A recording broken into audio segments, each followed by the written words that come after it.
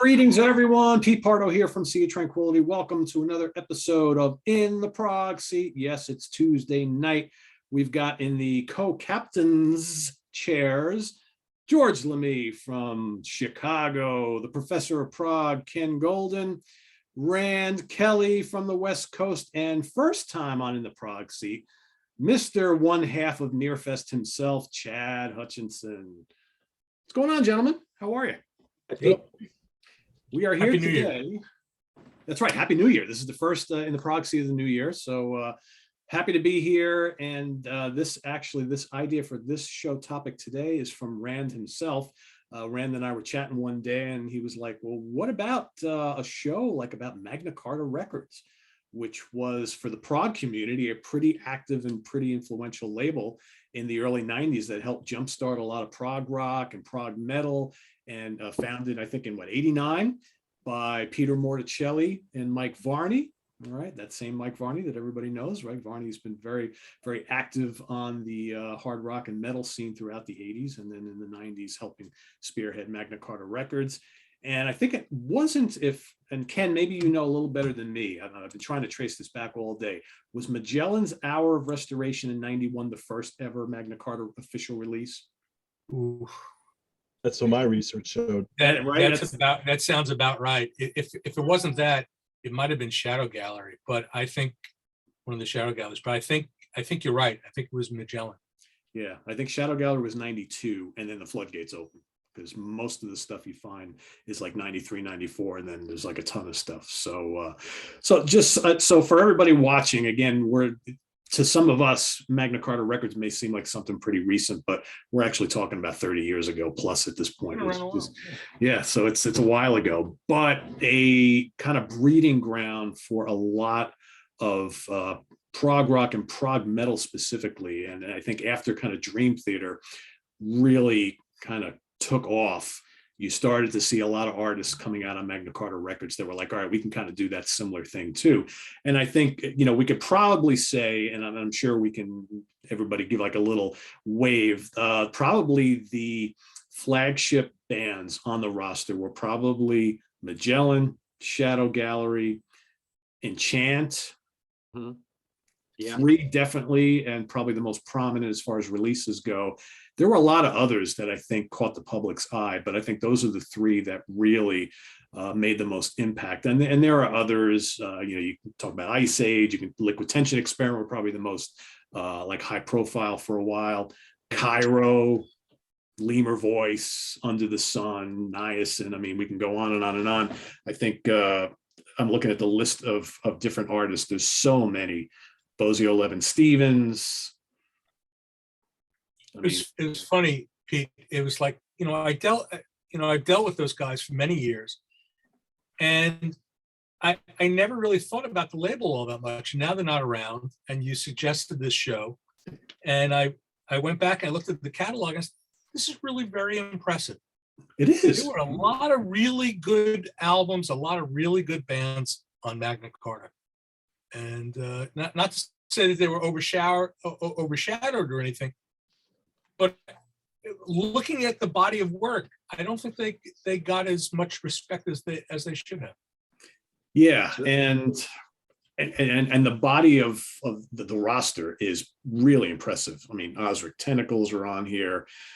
James Labrie is on here. You got Tiles, and some of these artists maybe only released an album or two on the label and then maybe moved on to Inside Out or whatever, because Inside Out kind of like, I think once Magna Carta kind of started to fizzle, Inside Out really took off from there. But a lot of really great artists and a lot of very high profile artists. You've Doug Pinnick from King's X was on Magna Carta as well. So one of the things that we wanted to talk about today is, I guess, like, what did Magna Carta mean for us as consumers, or in your case, Ken, as a retailer? When all this stuff started popping out in the early mid 90s. I mean, for me personally, I bought almost every one of them. I mean, if I look back and I look at my CD collection, I've got like a ton of this stuff. A ton. I mean, were you selling a lot of this stuff, Ken, back in the day? I remember I bought a ton of it from you. Yeah, I mean, they were a very well distributed label. So, I mean, the CDs were everywhere. If you go into a CD store, you would find Magna Carta releases. But yeah, Yeah, I used to deal with them. I used to deal with them directly, and they were great to deal with. Yeah, we used to. We sell a lot of it, especially when you're talking about the classic stuff. Shadow Gallery. I mean, that was money in the bank. There'd be a new Shadow Gallery album of, then you get into the more high profile stuff of Bosio Levin Stevens or Niacin or whatever. You get into the names. Yeah, God, that was great. Yeah. So Chad, you started along with Rob LaDuca. You started the Nearfest Festival Northeast Art Rock Festival back in the late '90s, and I went to the first 7 years of that. And I can recall, if not every year, almost every year, you guys had a Magna Carta artist on the label. Was that like by design, or was it just because you wanted to add maybe a slightly heavier band to the roster, or just because so many of these bands were kind of happening at the time? I think it's a little bit of each of those things. In the first year, we sort of had this idea of having a lot of local-ish bands, and we had Ice Age on the first roster, and they were from New York, I believe. And other years we had Planet X. Derek Sherinian was once on the label. Liquid Tension we had. Niacin. We had Enchant. So I wouldn't say it was like, oh, we got to have a Magna Carta band, but they certainly had bands that were hot at the time. They were selling well. They were being talked about online, Progressive Ears or wherever else.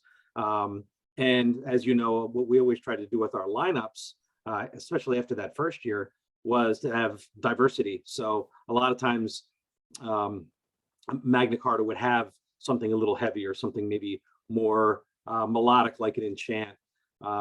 Or they were very good at the super groups. So you get Liquid Tension Experiment, who we helped get back together for in 2008. So a little bit of each, sure. Yeah. And George, you and I think talked about this a few times. I think if we go back to the '90s, especially, there seemed to be kind of the Magna Carta sound. Were you like me, where something came out on the label, it was always worth checking out? And usually, like for me, I bought almost everything that was on the label. What was your kind of like reaction during the decade?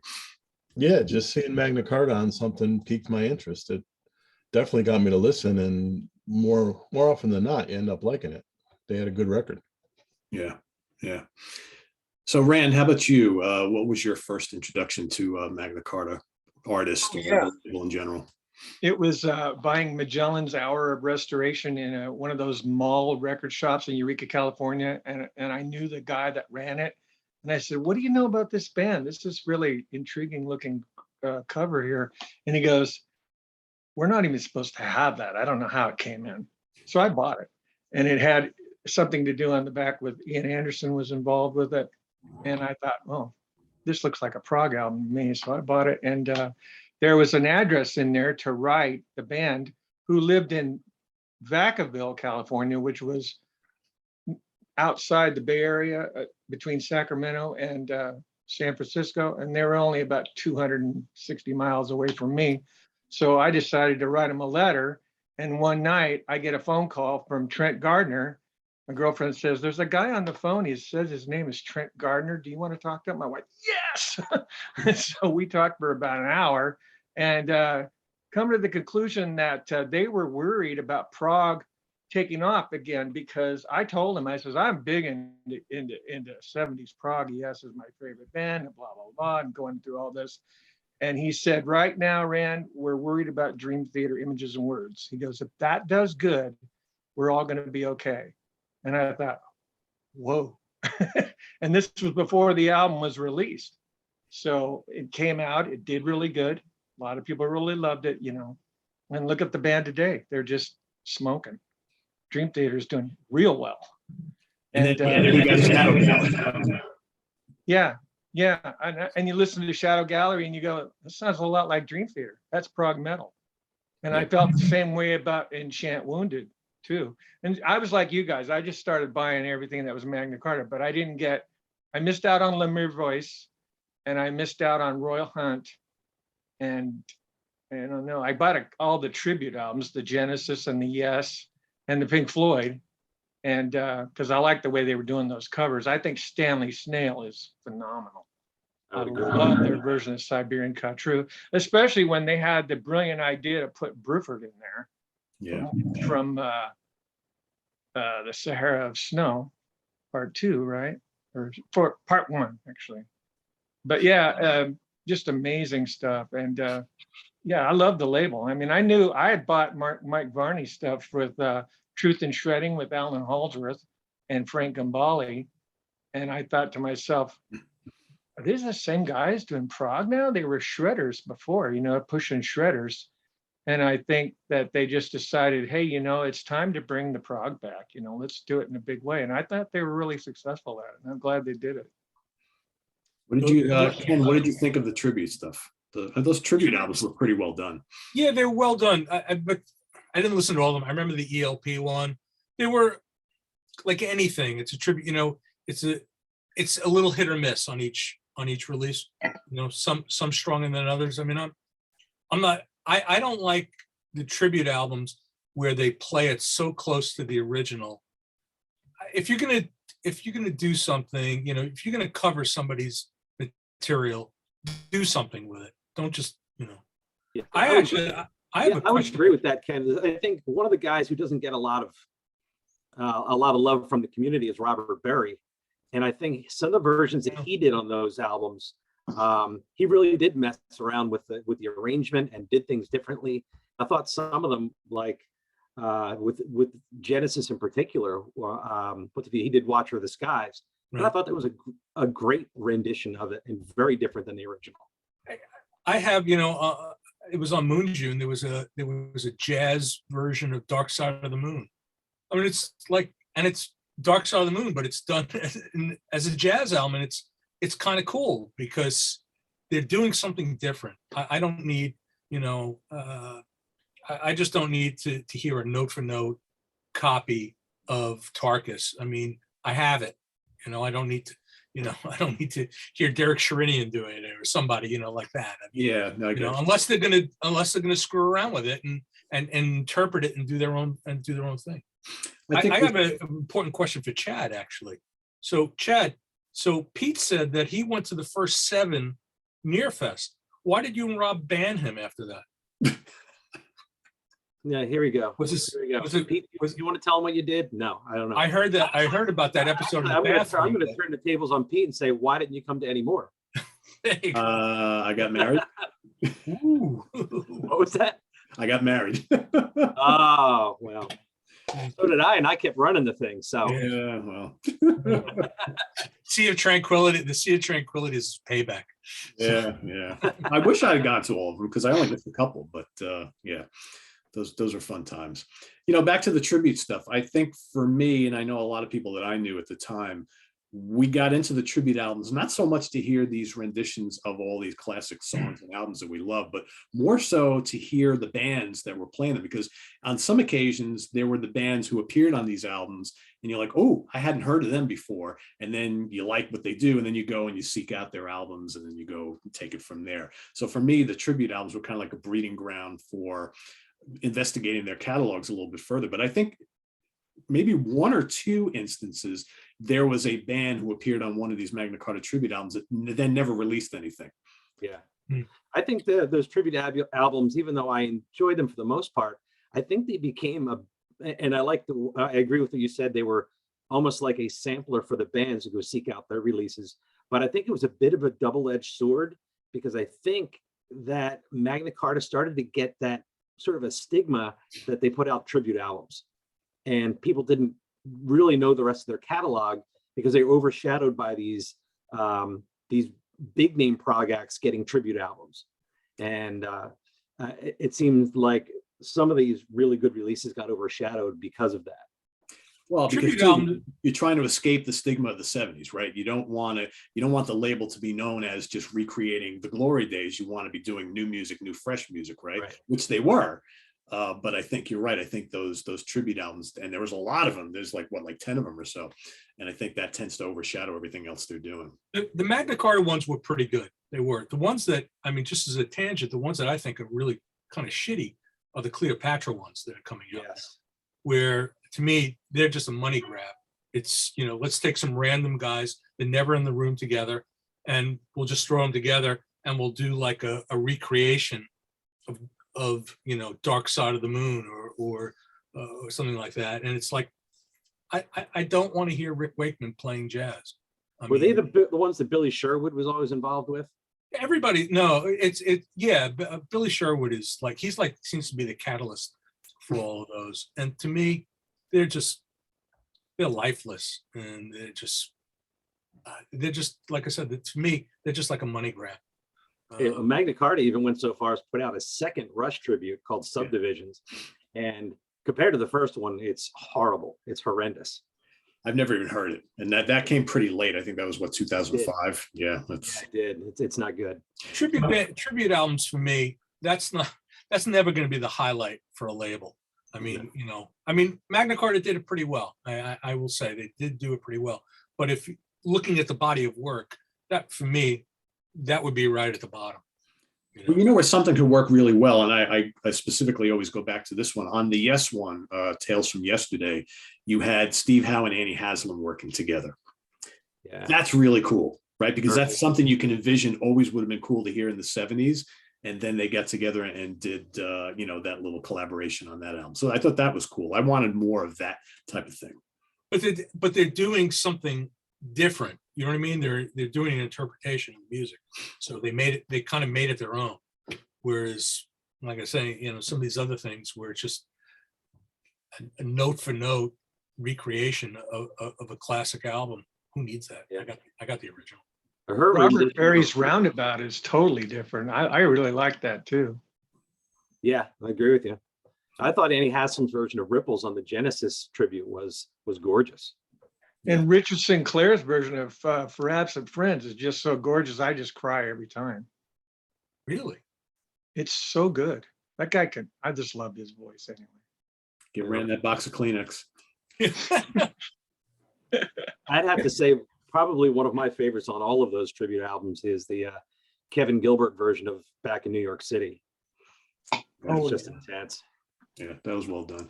I liked a lot of the Jethro Tull one. I thought was pretty well done too, because it was a little different. I mean, Tull's like a pretty eclectic band to begin with, and you had a lot of artists who were on that album that tried to mix it up a little bit, which I can appreciate. I think to me, the least successful out of the ones that I heard, I wasn't nuts about the Pink Floyd one.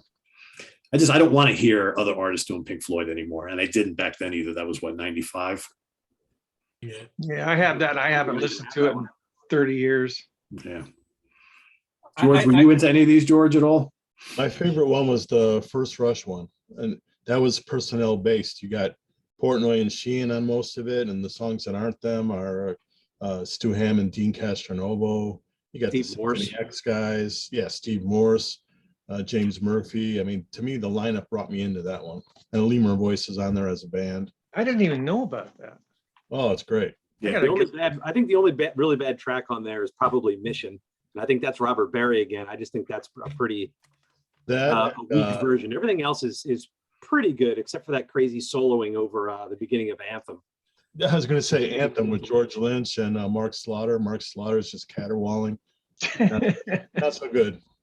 The guy from Great White. Well, what's his the singer of Great White? Yeah, he does a great job on Analog Kid.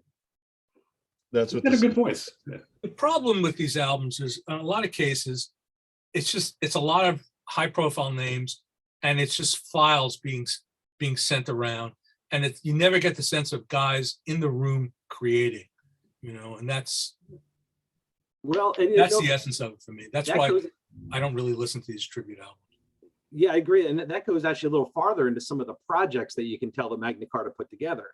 Like Bosley 11 Stevens and Attention Deficit, they both sound like they were the jams that were just thrown back and forth between, over email or Dropbox or whatever was around at the time. But then I listened to something like the first Derek Sherinian album, just called Planet X.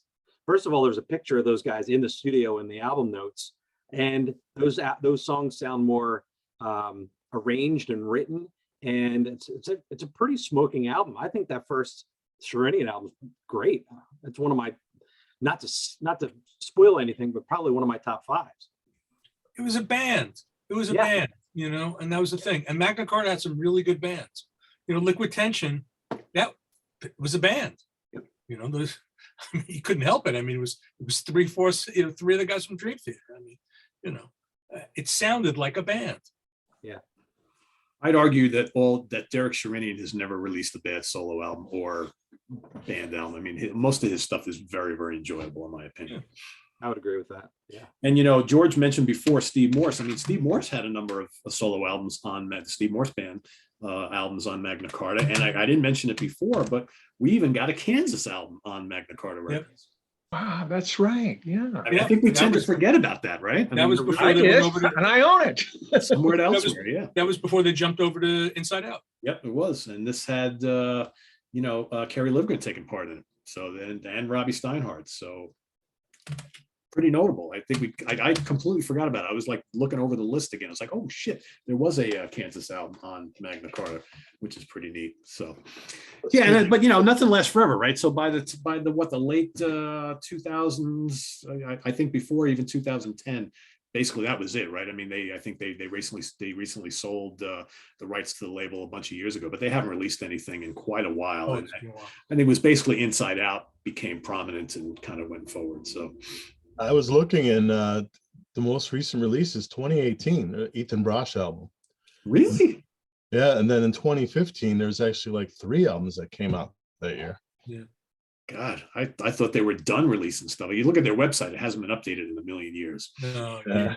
well, I think Cleopatra has bought the catalog. I know they're about to reissue Liquid Tension Experiment 2 on vinyl and CD.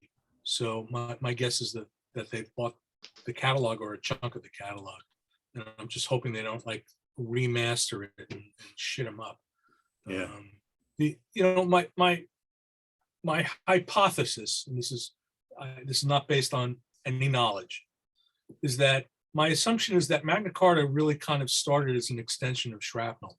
That Varney, I mean, I don't know much about Pete Morticelli's background. I mean, I know he did management, and you know he was a music guy, but it seems like if you stand back and look at it, and all the great stuff that Varney did with Shrapnel, Magna Carta seems to be the logical extension of that. All the Guitar Hero shit that kind of was dying out, and I mean it was still going on, but Mike seemed to he has a good ear for it, and he was picking up on the prog thing, and I know he's a prog fan, and he was finding these bands. Thomas Weber at Inside Out was finding bands. You know, I was finding bands. I mean, they were around, and Mike had a very good ear for it, and it just, if you think about it, it made, as a label, it made sense. So I don't know. I mean, I could be totally wrong, and maybe the whole thing was Pete Morticelli's vision, but it just seems to me like it was really Varney's vision. He had the connections. He knew all these guys. Well, you know, to your point, Ken, at least initially, the majority of the Magna Carta roster was very guitar oriented. Yeah. You know, up until you start to get like Niacin and Tempest to an extent, and a bunch of others. There was a lot of shredders in these bands. Yeah, that's why. That's kind of why I say that. I mean, because he also, you know, sure we had Racer X and stuff, but that, you know, with Shrapnel, but really Shrapnel was more about guitarists. You know, it was really a guitar label, and Magna Carta was more of a band label, not exclusively. There were a lot of, you know, Steve Morse's, and there were a lot of, you know, solo albums on the label, but the focus seemed to be, for the most part, on bands, and it was just a logical extension of what was happening with Shrapnel, but just expanded into a progressive band format. Yeah, I agree. All right, so why don't we kind of go around the room and first have everybody name their, I don't know, 3, 5, whatever favorite artists or bands on the label, and then we'll circle back around again, and everybody can talk about their favorite albums. So why don't we start? We'll go Rand, Chad, Ken, George, and myself. And Rand, what are some of your favorite artists on the label? Oh, okay. Well, it's funny that the first 2 that are going to come up never played anywhere. never did any touring or live gigs as far as I know. I don't think they did. Magellan, Test of Wills, 1997. This album's phenomenal. And if you're a trombone player, you're gonna love it. This group really changed the way I was feeling about metal, because they could do metal, but they did it in such a way that they put so much keyboards behind it, and like I said, trombone here on one song, the title cut. But I think these guys were absolute groundbreakers for trying something different. You know, just making I don't know how to explain it, the fusion of British progressive rock from the 70s into prog metal of the 80s and 90s, and kind of fused it together. And by the time I got the Hour of Restoration, I was just, you know, I was all in, and stuck with them all the way to the end, you know. And they even, Trent Gardner even started working with Robert Lamb of Chicago, and they have an absolutely brand new album on YouTube. If you add all the cuts up that they did, and I just was looking at them last night, there's like about 10 of them that have never been released as an album, but you could listen to them one after another. And there's some of them with Robert Lamb, and they even do a cover of 25 or 6 to 4. And it's just a damn shame how that band ended the way they ended, but I don't want to go into too much more of a detail about it. You can find out on Wikipedia. But yeah, I love Magellan. There's not really any. Did you want me to keep going, or we're going to go right on? Okay. And then second up is another band that never played live, and they're from Petaluma, California, which was even closer to me, Cairo.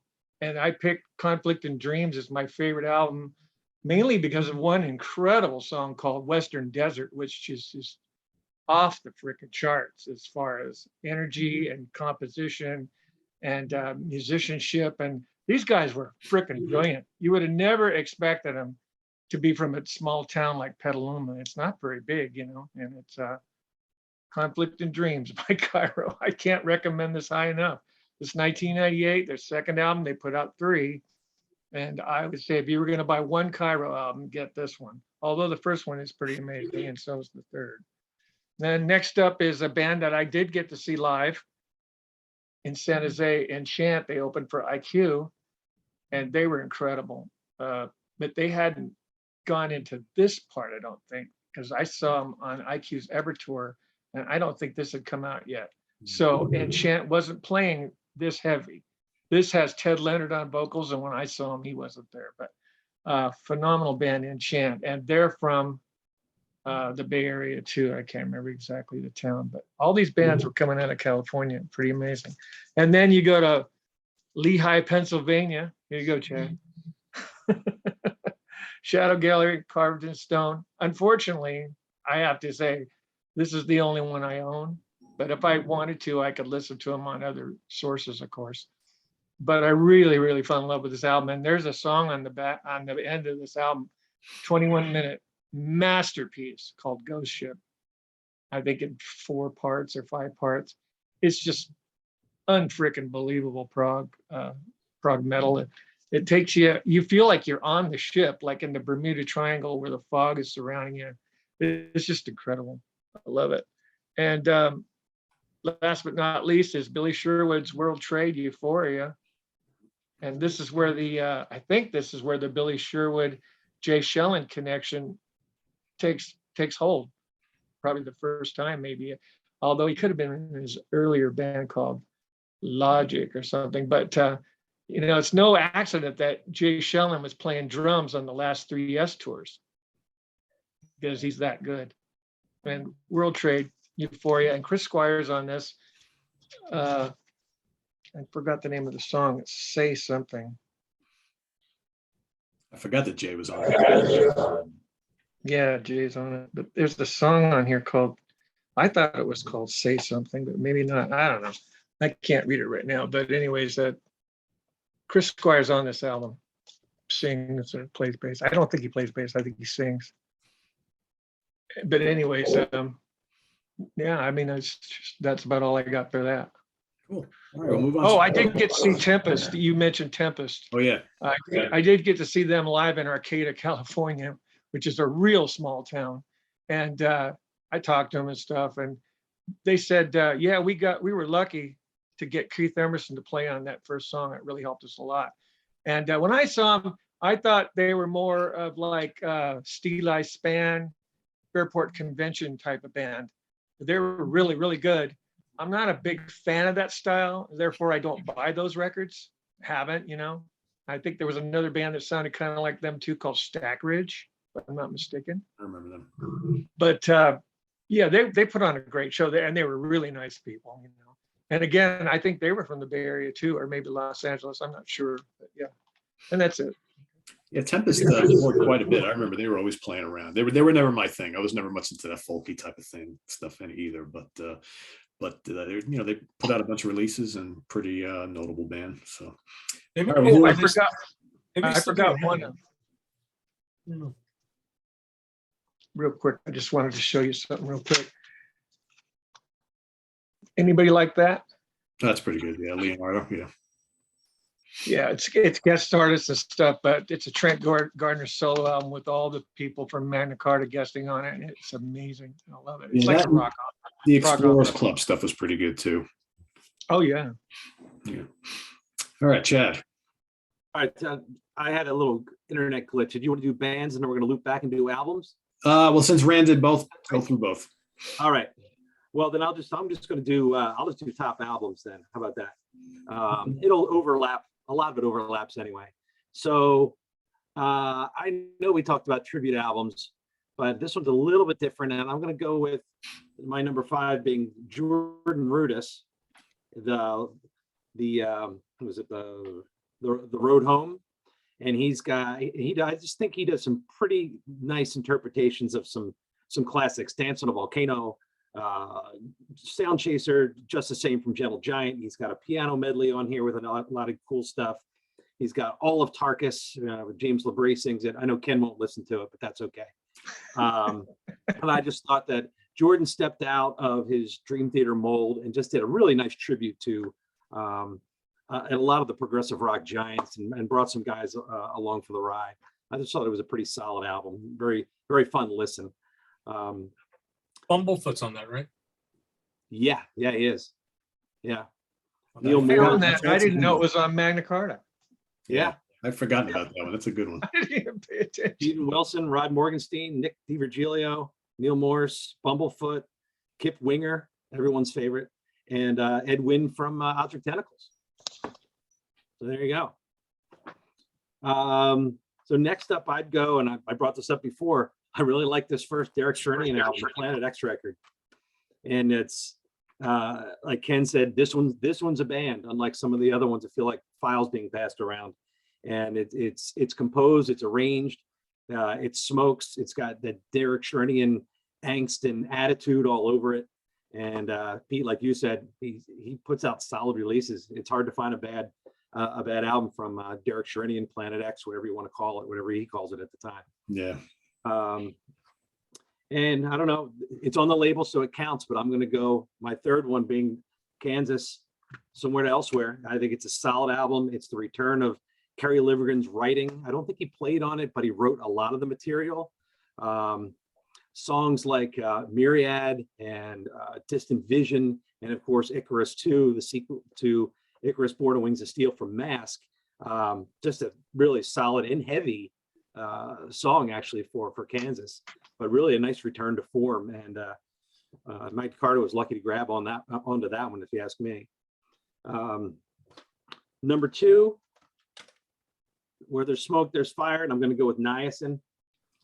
This album, Time Crunch, just the first time I heard it, just blew my face off. And I think actually it was Rob Leduc that called me up. He goes, "Dude," in the way he usually does, "Dude, have you heard the new Niacin album?" So I put that on and heard Elbow Grease and about fell out of my chair. It's very, very much one of those Memorex moments, holding onto the chair and catching your martini. It really blew me out of the water. And then my number 1, and I have to say, from the first note of this, I knew I was going to like it. It was one of those holy shit moments. The first Liquid Tension album, just from the very beginning of Paradigm Shift, I was just like, holy crap, what is this? And those guys just melted faces from one end to the other. That album is just fire. And they find plenty of time to put a melody in there too, so it's not just a shred album. It really goes, you get a lot of good Tony Levin moments, whether it's stick or fretless. And it's just, that's gotta be my favorite from the Magna Carta catalog. And, there's a lot of honorable mentions, some of the early Magellan, which were early prog rock discoveries for me when I was diving in. Enchant was one that I latched onto. Their first album is definitely an honorable mention for me. I actually like the stuff they put out later that ended up being on Inside Out, but that's where they started. And I always liked that first album, even has Stephen Rothery from Marillion on it. But yeah, so that's my top 5. Cool. Good ones there. Good ones. Yeah, that Niacin album is pretty intense. Oh yeah. Yeah, that's really good. I ended up buying the German copy of the Blueprint of the World, and it was on Dream Circle Records. So I took it out of the list because I didn't want to stray too much from Magna Carta. Actually, Enchant's only on one Magna Carta, and that's Wounded. Yep. Yeah. It was a pain in the ass because it was dealing with that because of the German pressing and stuff. So getting that was a pain. All right, Ken, what do you got? So I didn't pinpoint specific albums, but I did go through the catalog and I highlighted 5 bands that jumped out at me. There was a lot of good stuff. I mean, I could have picked a few more, but these 5 for me were kind of like the cream of the crop, and in no particular order. I really like Cairo. I thought Cairo was very good. They made 3 very good albums. I thought the last one, Time of Legends, maybe the weakest of the 3. The thing I liked about them, it had like a contemporary flavor, but there was this retro element. The keyboard player, Mark Robertson, he had this obvious affinity for Keith Emerson. And his rig and his tone, it sounded so much like Emerson through all these albums. He used a lot of Hammond organ. And it was basically a keyboard that, a lot of bands by the 90s or so, they weren't using very much of it. He wasn't afraid to use it, and he used it a lot. Yep. And in fact, he probably used it more than Emerson did, back then. And I thought that I'm surprised Brand said that they never played live. I had always assumed that they had played. I thought that those were 3 solid albums. Next, I had Niacin. I really didn't. I wasn't all that believe it or not. I mean, seeing them at Nearfest, they were great. Listening to them on record, they didn't do it for me as much as some of the other bands. Listening to them now, I'm more impressed. This may be an odd thing to say because I think the guy's obviously very talented, but I thought the organ player, John Novello, I thought he was kind of the weak link in of the 3. I mean, he was he was a good Hammond player. He wasn't Jimmy Smith, he wasn't Joey DeFrancesco. I mean, he's fine. But, you got Billy Sheehan doing this sort of very aggressive rock playing. I mean, that's Billy's thing. He's a maniac on bass, phenomenal. And Dennis Chambers, man, that guy's like a groove machine, a rhythm machine. You watch him play, and it's almost like effortless watching him. But yeah, I mean, I listen to a lot of organ jazz, and you listen to somebody like Dr. Lonnie Smith. I mean, those guys, man, they, or you listen to, classic Jimmy Smith album. Those guys, they blow your mind. Novello, he's good, but he doesn't blow my mind in the same way. I did particularly note, I like their interpretation of Red. They did a really cool version of Red on Time Crunch. I thought that was pretty neat. And also was other interesting thing about them before I jump on to the next band was they originally started out on Chick Corea's label. So they started out on Stretch Records, which was Chick Corea's label. And then they went over to Magna Carta. And then the last album they did, Crush, they did for Prosthetic, which is funny, weird that they went to a metal label and did that album. Now I'm looking on John Novello's website. He's like the king of smooth jazz, and kind of tells me something. But and like I said, I'm like knocking the guy, but he's very good. He really is very good. He fits the role. But if you really listen to organ players, to me, he's not somebody I would put in the upper echelon. Now I'm going to get hate mail from everybody. Well, I bought the DVD, the Niacin DVD, and I only watched it once. And you're right, John Novello is the weak link there. That band on stage is begging for a guitar player that's never going to show up. There you go. There you go. Look at that. I'm absolved by Rand. Who could have predicted it? There you go. So next band, I thought also, again, another band, it was kind of fun revisiting these. Was Bosnia Levin Stevens. They made two really, really good albums. And for me, the surprise going back and listening to this is Steve Stevens, because I really didn't know much about him other than the fact that I had this incredible head of hair and he played for Billy Idol. And other than that, I never paid attention to the guy. But I'm listening to it, and he's not just a stunt guitar player. I mean, he plays some really whacked out stuff, but it all serves the music, and it sounds like a band. It's, there's some real depth there. And Stevens, I mean, he does all the flash and speed, but there's some really nice textural stuff. That was a lot of fun. And what I'm really kind of pissed off about is that I never kept a copy of the first album on vinyl because audiophiles go nuts for it and it's selling for hundreds of dollars now. And I never bothered to keep one. And now that I'm going back and revisiting the albums, I'm a little annoyed with myself. But they made, hey, look, you got, what are you going to say about Tony Levin and Terry Bozzio? You know what I mean? And for me, Steve Stevens was the X factor, and man, that guy, he holds his own on those albums. Really good, really good. Great player, he really is. Yeah, and I just, like I said, for me, he was Billy Idol's guitar player, and so he was, I paid him no attention. Maybe did he come out and play with Michael Jackson or something like at the Grammys or something? I don't know. And he played on that first Vince Neil solo album, and he is amazing on it. I can't stand Vince Neil, but Steve Stevens is absolutely spectacular on that album. Well, I mean, you know how that Vince Neil solo album is a cornerstone of my collection. Of course. And, Chad, and if you don't have it, you're going to want to go get it now, right? Chad, remind me, who's Vince Neil? Another reason why Pete doesn't have me on the Hudson Valley Squares. So next band that for me, I really like a lot, and I've signed them, is Ice Age. Ice Age made, they're from Long Island, and they made two really, really good albums. We're going to be putting out their third album this year. They reformed. And to me, the albums are like the band, and they are a real live band. I saw them play. They played the first Nearfest. They played at Power Mad, which was the precursor to Prog Power.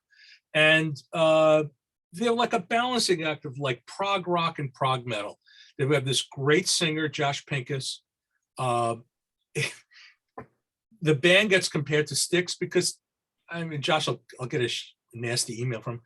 He sounds a bit like Dennis DeYoung. He does. Absolutely. He does. He just does. And he has a great voice, and he's a very talented keyboard player. They're all really, really great musicians. And it's a mix for me of like Dream Theater, maybe a little Saga, and, maybe a little Styx also. It's heavy enough that they were able to pull in the metal audience, but at the same time, the music was melodic enough, I think, for the prog rock guys. I think they're a great band. And based on what I've heard so far of the third album, if you're a fan of those first two albums, you're going to love this new album. It's funny, as I was doing my Magna Carta homework, the last album I listened to, which was just before dinner this evening, was that first Ice Age album. Yeah. And I forgot how much I liked it. That title track for me is it's a great riff. Josh sings his head off. That's a great tune. That's a great album. When we saw him at Power Mad, they blew us away. And Chad, I think you remember I lobbied to have them play at Nearfest, and I don't know how they went over, but I remember them being very good, and I saw them going forward. Obviously, we didn't have all that much prog metal. It seemed like that wasn't really what people wanted, but I thought they were great. I thought they were really good at that first show. Yeah, they were totally pro. And like I said, I saw them with Power Mad maybe a couple of times, and man, I mean, they were able to do it live. And I appreciated that I appreciated that they were a real band. Then I thought they were great at Nearfest, really good. But there was a chunk of the audience that like, oh, this is too metal for us. Yeah, it's too. That's the way it goes, right? Yeah, but that's what it is. It's And then the last one is, for me, the last album, the fifth one, which to me is the most obvious, is Liquid Tension Experiment. I mean, for me, that's the pinnacle of the label. So I think that those two albums are fantastic. I mean, you had these guys that had played together for years. They were just totally tight. And then, you throw Tony Levin in the mix. How could you go wrong? I mean, it was just like a formula for success. I mean, and it was like, I hate to say it, but in a way it was like every Dream Theater fan's fantasy, an instrumental Dream Theater album. I mean, so it was kind of really emblematic of what I think Magna Carta was about. It was a marriage of progressive rock and progressive metal. And the guys did it again with the new album. I think I mentioned it before, when I did my top 10 for last year, of the three, I think it's probably the weakest, but that's so subjective. I mean, it's still a superb album. I mean, it made my top 10. So, there were other bands on the label. I thought Om Free was very good. You guys remember Om Free? It was, Chris Poland and Robert Pagliari from Ohm, and two of the guys from Humphreys McGee, and I thought they were good. I liked Attention Deficit very much, but that was a bit loose. That could have been that was a little bit jammy. Dolly's Dilemma, I thought, was a good one and done prog metal band. That was Matt Gullery. He had left. He was in Zero Hour originally, and then he left. And then Shadow Gallery, of course. I kind of burned out on that sound a little bit, but Shadow Gallery made great albums. And then also Tiles, who I worked with on their last album. I think, Tiles made some fantastic albums as well. George, did I steal all your bands? No. Good. Of course not. Whoever steals George's thunder. No. You mentioned one of them, but yeah. Speaking of, all right, George, what do you got? George will find the one band that's like all female Japanese shredders or something like that.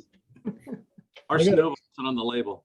I got a few that haven't been mentioned tonight. I think the first label release I got was Altura, Mercy. Oh, that's a good one. Yeah. Yeah, very Dream Theater-y, but a little more raw.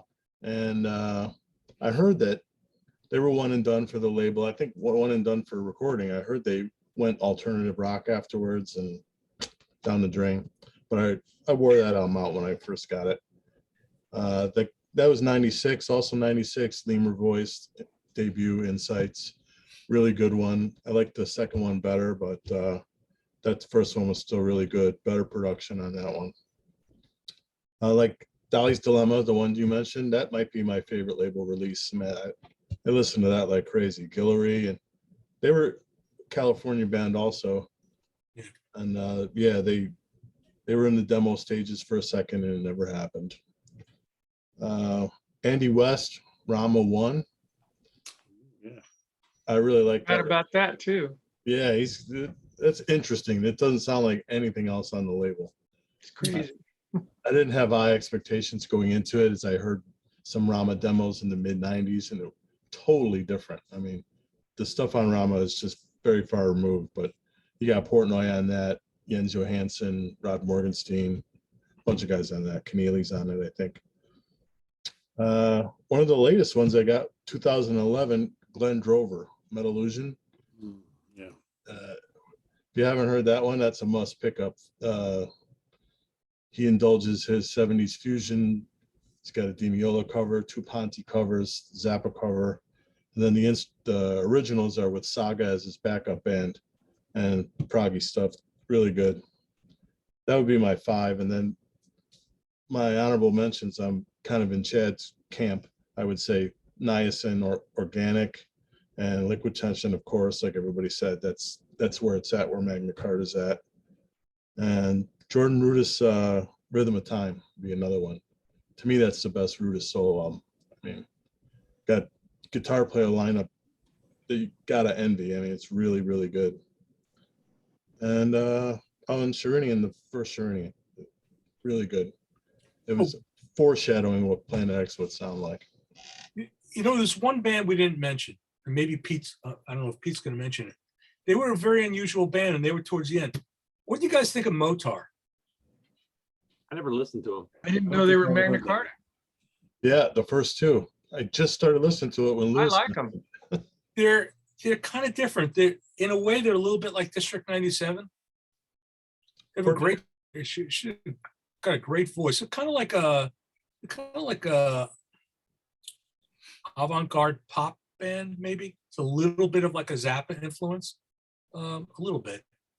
Very creative. That's very, very good. So, yeah. I remember seeing the name. I'd never listened to him though. Same here. Wacky, really wacky. Yeah. Sing. She's got a hell of a voice. All right. So for my 5, got to pick, I think, the first one I ever got. I'm pretty sure this was the first one. The second, Shadow Gallery, Carved in Stone. Still my favorite Shadow Gallery. I actually really like Shadow Gallery a lot. I think all of their albums are very, very strong. Again, maybe they were kind of like the poster child for this label, I think, for a while, because there were so many bands that kind of came from this mold. But man, what a singer. May he rest in peace, Mr. Baker. And just a really, really talented group. Really, really talented group and really nice guys. What else? Nobody mentioned this one yet. And I became actually very friendly with the band, and they played at Near Fest. And I love this album, Under the Sun, self-titled. I didn't like that one. Really? Oh, wow. I mean, I just remember not liking it, but I can't tell you anything about it. Gotcha. Yeah. Back when it came out. It's kind of Kansas-ish without the violin, sort of. I don't know, Chad, would you agree? Sort of? Yeah, I think so. I played that album a lot right around the time that we had them. And I liked it for a while. I've gone back to it, and my memory's like, oh yeah, that was cool, but it doesn't grab me now like it did then. So it's lost a little bit of its sheen for me. Good but songs, I did enjoy though. them at the time. Good, memorable songs, good guitar. I became very friendly with Chris Dryak, the guitarist and lead singer, and then he kind of like fell off the face of the earth. I've heard all sorts of stories, which I won't get into right now. But yeah, it's definitely, I still like this a lot. Quite good. I'm also going to go with Dolly's Dilemma, which is just a great prog metal album. Really enjoy this a lot. What else do I have on my list here? I didn't pull it out because I was having trouble finding it, but the second Lemur Voice, Divided, which is, I think, is a terrific, terrific album. And again, pretty heavy. And if you like the kind of the heavier side of Dream Theater, I really like that a lot. And then, man, I got a bunch that are kind of tied for my 5th pick. Obviously, Liquid Tension 1 is an incredible album. You can't go wrong with either the first 2 or the third one for that matter. Cairo, Conflict and Dreams, incredible album. And I've also got Niacin, Time Crunch, and Magellan, Impending Ascension, which I think was the second album I ever bought from Magna Carta. And that or Test of Wills, I think, are my favorites. Again, Magellan is another one of the bands on this roster that never released a bad album. They're all really, really good. And it's just a shame what happened to the guys in that band, the brothers. But I think they definitely had some potential because their music was really accessible, even though very bombastic and complex. And I love the fact they threw the little jazzy bits in there, and it was heavy, it was proggy. I mean, they kind of did a little bit of everything, and really, really talented guys. And yeah, it's the big shame about them. So those are my picks, but you could throw some of the one-offs in there too, like the Kansas album is great. I like the Moore stuff, and there's a whole ton of other ones, but really, really, really strong, roster filled with all sorts of good releases, and there's basically something for everybody, I think, on Magna Carta. The Yeah, there's second Lemur Voice is not on Magna Carta. That was not on Magna Carta. Okay, well, we'll go back. Not the second one. Oh, They only okay. made well, 2 albums. Yeah. It's on a Netherlands indie. Okay, my No, mistake. that- We'll I go just to the know first that- one then. It was such a pain in the ass getting that second one. Yeah, it took They were on a tiny dreamed little it's label. like 6 months for them to get it for me. Okay, my mistake. Well, we'll stick with the first one. There was some stuff I'm actually on Wikipedia looking at the list. There was one of the things that I think kind of tarnished the label just slightly was some of the metal stuff that they put out. They put out some bad albums, some bad power metal albums. You know, Anthropia, that was Durdian, Calice. I mean, they were just they were sort of generic, power metal albums. But Those all like late 2000s. yeah, I don't have the dates here, but yeah. So when I used to see stuff like that, I used to kind of shrug, like, what is this crap, I don't even remember those. Yeah, And there's some that I'm looking at the list that I've never even heard of, like Clinton administration, December people. I don't remember any of this stuff. I remember Strip December search. people was Christmas album, Robert wasn't it? Berry thing. Wasn't Was that it? a Okay. Christmas album? Yeah, Yeah. I've got the first one. Yeah, it's really nice if you like Christmas tribute albums. It's well done. weird. It's Christmas carols in Yeah. the way like different prog rock bands would record them. It's a little. Mike also had like a blues label, right? Wasn't like Blues Bureau his, Yeah, something like that? and So a fusion label. yeah, like the Clinton administration. I don't remember that one. I was wondering if It's a that weird name. Yeah, there's some weird ones on here like Strip Search. Strip Search wasn't. I used to sell that. That wasn't very good. I forgot who was in there. Velocity. I mean, never heard of it. Sadists. I've never heard of any of those. Well, Sadist is. Sadist is an old metal band. Yeah. Yeah, that's Okay. Steve DiGiorgio. No? Yeah. Speakers for the Dead. Yeah, no idea. No idea who that was. But you know what? I just noticed that Steve Walsh solo album, Glassolele, was on Magna Carta. And heavily, a lot of writing on that album by Trent Gardner, and you can tell. Yeah. It's You know what? very heavy Those- for something. It's a lot heavier than I thought something that Steve Walsh would put out, but it's a pretty cool album. It is. Yeah, The it's Mole awesome. Muzzler. We didn't really talk much about the Mole Muzzler. That first one's great. Those were good. I saw John. John. I saw James Labrie do that in I think it was in Sayreville. Had John Macaluso playing drums. Mm. John's a great player. Yeah, Yeah. Mangini plays on the first one, and so does Mike Keneally and Brian Beller. Yeah, And and it's- Johnny Mac did the tour, and it was great. Portnoy was in the audience, running around. It was pretty funny, but it was a good show. No, and he had Marco Sfogli on guitar. It was, Oh, Marco's great. Yeah. Yeah. yeah, it was good. It was very, very good show. Rand, I saw your hand go up.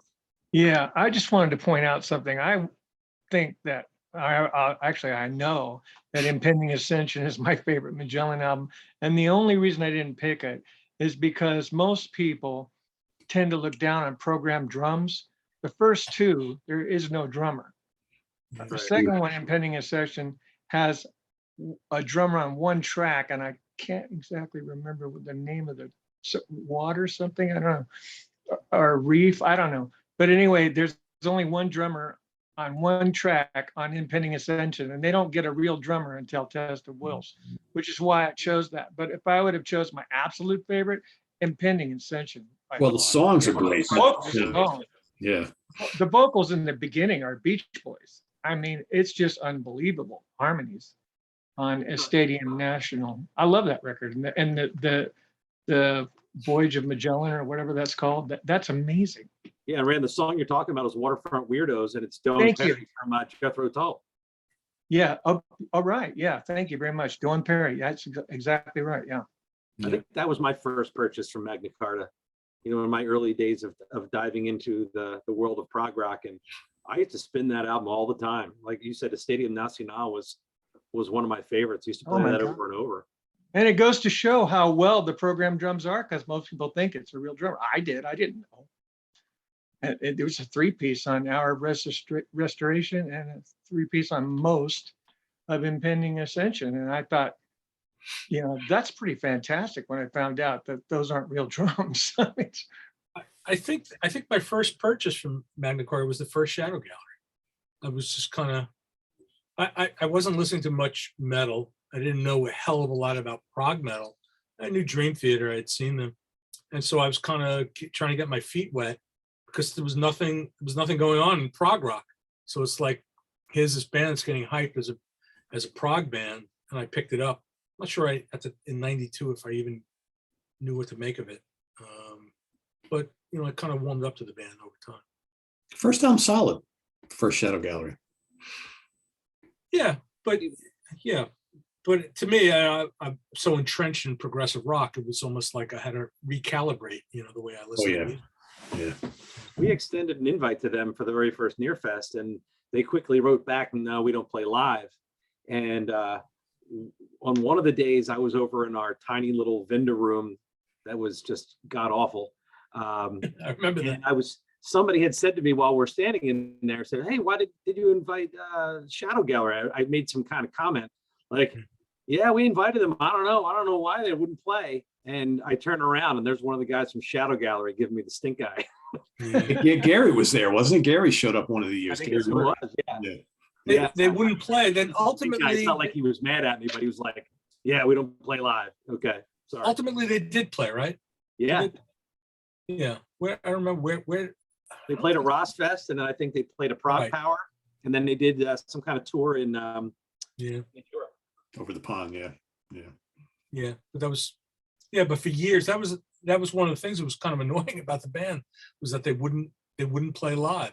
I mean, I know Glenn would keep inviting them year in, year out to play at Prog Power, and they would turn them down every year. It's a shame. Oh, well. It's just like Cairo and Magellan. They didn't want to play live either. And I think maybe the reason Magellan didn't want to play live is because there's so much keyboards overdubs on their albums. How they could pull that off live with just Trent singing lead and playing all that keyboard, I don't think it'd be possible. They would have had to have somebody else. Yeah, they'd have to have a 6-piece band doing that. Yeah, that's really a studio project. They could have pulled a Yes and had Billy Sherwood under the stage. The Magellan Orchestra. Better than on the stage. They could have made it happen if they really wanted to. Yeah, any of these bands. That's surprising that Cairo didn't play live. Yeah, me too, because I wanted to see him so bad. We were, like I said, I lived within 300 miles of those guys. I could have went to Petaluma and seen them play if they wanted to, but nothing, just nothing. It's Lagunitas while you're there. It's kind of strange if you think about it, because most musicians that I know, then they live to play live and they want to play live. Yeah. Well, I saw Alan Holdsworth 3 times and Camel twice. So that's a lot of, people that would come over and play these small places, little bars. I saw Holdsworth in a bar in Eureka, California, where I was born. It was unbelievable. I shook his hand. Have you washed your hands since? Yeah. He had a really cold, clammy handshake, by the way. He just finished a Coors beer, so yeah. Oversharing, Rand. Oversharing. TMI, Rand. TMI. Those hands are his bread and butter. He didn't want you crushing his fingers. I shook Steve Howe's hand one time, and it was the same way. Me too. Yeah. You got to be real delicate with Steve Howe. Yeah, he didn't want any pressure on the gold fingers. I put my left hand up, went like that, and he just kind of grabbed it like that. I think though, Ken, you bring up a good point about the not wanting to play live. I think a little bit different in the 90s than compared to today. Like today, these bands have to go play live in order to make any money. Yeah. Maybe back then they weren't as worried about it. It's like, they get their whatever they're going to get from the label and whatever the sales are, and that's that. But that wouldn't be the case today. Well, yeah, that was the era of physical product. So. Yeah. And it was right before the festivals. Even Progfest hadn't started at that point. Yeah, true. Were they 93? Yeah, 93, and nobody showed up. Craig canceled one of the days. So then he done the 94, 95, but then 95 you had Prog Day. I was at 95, Progfest 95. Yeah, I made one. That was the one I got. Yeah, I was there in 94, 95. And it was, I don't know. I like I said, I don't know a musician that doesn't want to play live. You know, to me, otherwise you're just a studio project, and I mean that's fine, but you know, Well, that's what Shadow Gallery considered themselves at that point. I like, in fact, you know, I don't want to speak for Steve Feigenbaum, but I can tell you that Steve and I have spoken about this many, many times. And I think we agree about this. We don't really want to work with bands that won't play live. You know, I mean, to sign a studio project going in, it's got to be some serious names where it's like, I know that it's going to sell based on who it is, you know. You offer me Liquid Tension Experiment and I'm going to sign it, right? But you know, that was the whole thing with Gordian Knot, you know, when we did Gordian Knot way back when, you know, when Sean Malone came to me, and the original project was not what it turned out to be. It was different musicians that were going to be involved, and I was like, sure, I'm interested. I had no preconceptions that those guys would ever play live, although ultimately Sean and I talked about the possibility of a live Gordian Knot band, and it was too expensive to conceive of it, so it never happened. But his desire, even Sean, his desire was there to play live. There was a guy, you know, he wanted to go out and play, and he used to play a lot, you know. So yeah, especially these days, bands have to be able to go out and play live to make, you know, if you want to make money, you got to go out. Yeah. That's just COVID-19 notwithstanding, right? Yeah. Not everybody can sign to Laser's Edge and be paid in spare ribs. well, you know, That's what it's all about, right? there are some, you know, luckily for me, there are some. I know one of them. Yeah, that's true. So, yeah. Oh, one thing I wanted to say, it was funny that one of my customers, long-time customer, Norm Bohr, the other day, he had placed an order, and he put in the customer notes, he said, "You got to do a Magna Carta show." This was last week, and I said, I responded, I said, "Your wish is my command." Stay tuned. Stay tuned. So Yeah, I'm I've sure. been talking about this for months. So I'm And sure. I never even announced this on the air, so this is like No, we didn't tell anybody. Right. So Norm, I assume. Hi, Norm. You're watching, I assume. So Yeah. at some point. There you This is go. really fun going back and listening to some albums that I literally have not listened to in 20, 30 years. This was fun because I really kind of, you know, the label's not around anymore, and it's like out of sight, out of mind. And then it was kind of fun going back and revisiting some of these things. And the other thing, you know, one other thing, I just to pimp my business a little bit if I can. A lot of these albums are out of print. The Magna Carta catalog is, for the most part, it's gone. I happen to have smatterings of some titles still in stock. You know, 1s and 2s. I have some Ice Age, some Cairo. I don't know. If you poke around my website, you may find some stuff. So And that website is? lasercd.com, lasercd.com. That's right. So thank you, Pete. But yeah, it's hopefully, you know, if Cleopatra did in fact buy the catalog, they'll start reissuing this stuff. Yeah, because there's some that really should be back in print. I mean, Yeah. unfortunately, that's what happens. I mean, even like a lot of the inside out stuff, it's like, you know, once the stuff is gone, the Frontiers records, I mean, you know, they print out a certain amount, and then once that supply is gone, they're gone. We could have a conversation about that. I mean, and I talk about this all the time with customers. You can't believe the titles which go out of print.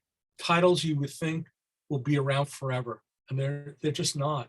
And there's a lot of great inside out stuff that's gone. A lot of stuff on my label, Steve's label, the entire Magna Carta catalog. Whatever you find is just inventory that's left over. And major label releases, you know, I was looking to restock like some of the Focus albums. You can't get them. They're gone. I mean, you know, just prog bands, just whatever it is, you know, hard rock, metal, stuff you would think would be around and you'd never have a problem. just gone now. I bought that Focus box set, Ken. That's pretty good. Yeah, and what I guess what the labels are doing, or the rights owners are doing, is they're taking some of this catalog stuff and they're throwing it into box sets. Like we just got in an Orphanland box set. It's very nice, and if you like Orphanland, it's like got all their stuff, and it's got 2 bonus discs in there. And if you want to go find those old Orphanland albums individually, Century Media's put them out of print. Yeah, can't get them. I've never heard of that band. Orphanland, they're an Israeli band, Israeli metal. Oh, Yeah, and that's the case. They did that. Inside Out did that with Enchant. We're out of stock at the moment, but an Enchant box set, all their albums. They throw in some bonus stuff, they remaster it, what have you, and that seems to be, if you want to get catalog, that's how you have to do it. I'm always talking about the death of catalog. People are interested in the now; they're not interested in the old.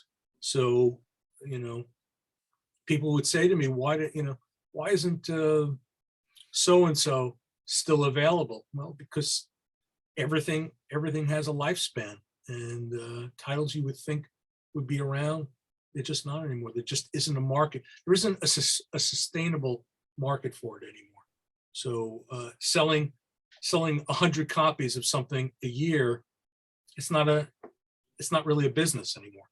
So when at least not for somebody like Sony or Universal. So when it's gone, some accountant says, "Is it worth repressing this?" And say, screw it. Well, that's why it's important. I think if something comes out that you're interested in, buy it, because if you're I'll wait a year or two and the prices will come down or whatever, that's not always going to be the case, right? You may, by then, everything may be gone. My motto, my longstanding motto: buy a lot, buy often. Enter Jethro Tull. Yeah, $207 for this. And that's cheap. That's right. I got lucky on eBay finding this. Yeah, and that's something that I used to sell when it was in print. I can't tell you how many of those I sold. This was $38. Yeah. I didn't keep it for myself. I'm stupid. But I can't find I just got this. I can't find that. I'm coming to your house to rob you, Peter. That's one I have. For the right amount of money, Rand, I'll give you his address. Can I say something? Thanks, Chad. Chad, thanks for doing the Near Fest. I never got to go, but that was real helpful. It turned me on to Nathan Mall, and I love that. I'll go turn around. I'll give credit to Ken for that one. When we lost Phineas Gage as our opener on Sunday, went to Ken and said, "You got any suggestions?" He said, "You should check out this band, Nathan Mall." And Rob and I listened to that second album, Clever Use of Shadows, and it blew us away. And luckily they signed, and that was the beginning of Prague Church, or whatever people call it, when Sunday morning band comes and tears people's heads off. Yeah, they were great. I have that Clever Use of Shadows, and I have Shadows Unbound, and I don't understand what was going on with those 2 albums, but there's some kind of weird controversy with Clever Use of Shadows, but I'm glad I got mine when I did. My favorite part of that album is where this guy goes, "I should have spent Christmas in Eureka." That's my hometown. That's right. I know, like for Pete and George and I assume Rand and Chad as well, that they're not really interested in vinyl. But if you are interested in vinyl, it kind of goes back to what we were saying, record labels, they're pressing 500 copies. Oh, good. They're pressing 500 copies or 300 copies. We just did the new Wolverine EP that's coming out, and I just pressed 300 copies of it because that's what the market will bear. But when it's gone, they're not, it's it. And you think about the quantity of these things. You should, if you're interested, if you're on the fence, get off your ass, buy this stuff, because it's going to be gone, and it's going to be going for a lot of money. Yeah, that Jethro Tull that Pete showed, thick as a brick, I haven't found it under $500. Wow. It's amazing how expensive that and Songs from the Wood and Minstrel in the Gallery and War Child have raised in price. I have it on high authority. Pete would sell it for $400. There's But- no scenario where I'm going to spend $500 for a 5.1 surround when I can use Dolby Pro Logic 2 and Well, get. thankfully, a very loyal viewer reached out to me and had one that he was willing to part to me for a fair. Rand, I'll sell you mine for $3.99. Yeah, it's- you gotta, yeah. there's a bit That of Dolby going Pro on. Logic 2 is sounding better all the time, Chad. Yeah. Hey, Ken, how many CDs did you press of Tall Poppy Syndrome? That's one I let go by, and now I can't get it. So originally, well, that one, so originally, an initial pressing for me was, back then, was about 1,500 to 2,000.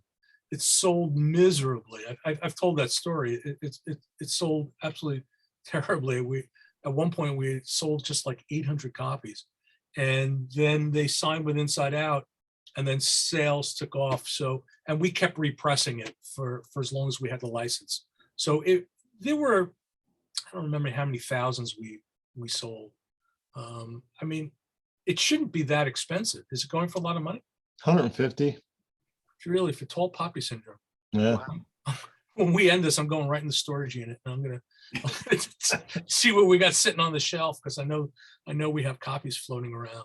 I wanted to do it on vinyl, but the guys in the band decided to do it themselves to take, so they would have some something to sell on tour, and which kind of bummed me out. So I mean, I'm a fanatic about vinyl, so I'm a fanatic about music. So Nothing wrong with that. no, Ram, was I'm that gonna your hand I see popping up there? I'm going to convince you Pardon? guys. Yes. Yeah. Yeah, so I just wanted to say real quick, thank you to Peter Morticelli and Mike Varney for putting these records and bands out there to where we could get them at a time when grunge, that crappy, boring, frickin' folk music with 1,000 fuzz boxes, was boring everybody and making tons of money. These guys took a gamble, a gutsy move, and it really, really helped the progressive rock movement stay afloat. This was a lifeboat at a time where people like Magellan were scared to death that the Dream Theater was going to disappear, not do well, and prog was going to be overrun by grunge. And thank God for Magna Carta, and I appreciate it. That's all I want to say. As all the grunge and alternative fans now turn off the program. And, Hey, if it sucks. And anyway, King's X invented that sound 2 years earlier in Texas. Pete, don't you have like a flannel shirt channel also? of course, I got a channel for everything, man. Yeah. So there you have it, everybody. A little history of Magna Carta Records. If you don't have any of these or haven't heard some of these, we highly recommend you go check them out. And like Ken mentioned, if you can find copies, get them, because these are hard to come by nowadays. So I want to thank the guys here in the crew. First timer, Chad Hutchinson. I want to thank Rand Kelly and Ken Golden, the professor of prog, and George Lamie. Visit us on the web at www.seatranquility.org. We're on Facebook, we're on Twitter. Of course, we're here on YouTube all the damn time. Stay tuned for another episode of In the Prog Seat next Tuesday. Lots more stuff coming up. We got tomorrow, What's Hot with Sea of Tranquility, new album reviews. Thursday, The Monsters Den. Friday morning at the Funhouse with Martin Popoff. Sunday, we've got album homework assignment with Stephen Reed going up against Neve, the prog nerd. That's happening Sunday. And then we'll be back on Monday with the Hudson Valley Squares. So for Chad, Rand, Ken, and George, I am Pete. We'll see you all later on. Take care. Peace.